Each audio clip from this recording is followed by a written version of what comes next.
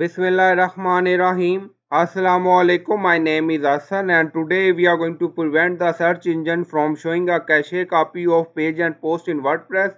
Before starting work, it's my request, please subscribe my channel. Thank you. Now back to our work. So we are going to install plugin. On left side you see plugin, so click on add new. Then in search plugin write yoast SEO. So this is plugin we will use. So you will install this plugin and activate it, and after activation go to pages, so click on it. Now scroll down, you see yoast SEO, then again scroll, you see advanced, so click on it, and then you see meta report advanced, drop down, select no archive, and then click on update. Now page update done. So this option prevents the search engine from cache page. Now go to post, so click on it. Now edit any post.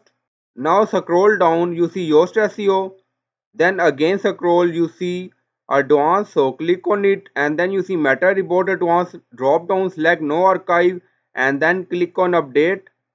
Now post updated. So in this way you can prevent the search engine from showing a cache copy of WordPress page and post. So I hope you like this video. Please like, comment, share, subscribe. Thank you for watching.